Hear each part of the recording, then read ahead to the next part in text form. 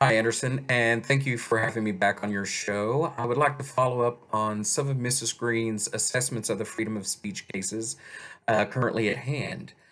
We do agree that Theon Greyjoy was not arrested for an act that was protected by his First Amendment right because uh, the unprotected form of speech is that of incitement to imminent lawless action.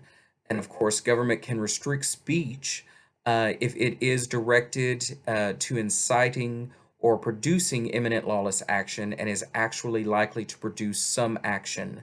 The anarchist group, as already mentioned, has a reputation for their unruly behavior, which could have easily escalated at this particular protest, and it is still in question whether or not, in my opinion, that the anarchists acquired the proper permits to protest in the first place. So Ms. Green and I do agree on that matter.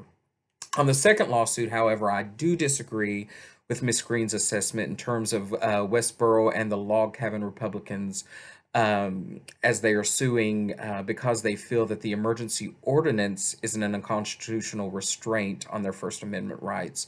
I see that this could be deemed a breach of their freedom of speech due to the fact that Little Rock already had a pre-existing ordinance to address protests.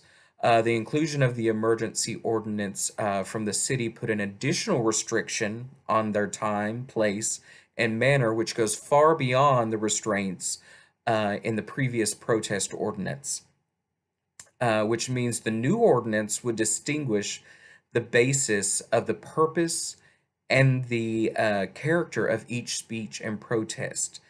Specific government interests had already been protected under the original ordinance, as well as with the multiple views from counter protesters, there were ample alternative channels of communication for all.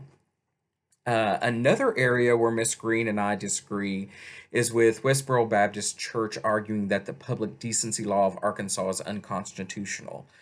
Under the clause around public decency, it states that using abusive or obscene language or gestures in a public place in a manner likely to provoke a violent or disorderly response.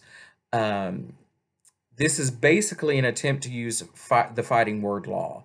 Again, this law does not address an organized protest, which is protesting a play using the very word, it's actually entitled by the very word, that is being called into question. Fighting word cases have proven that much of the time the laws are too vague and too broad to determine a black and white area. Thank you again for allowing me to address this issue.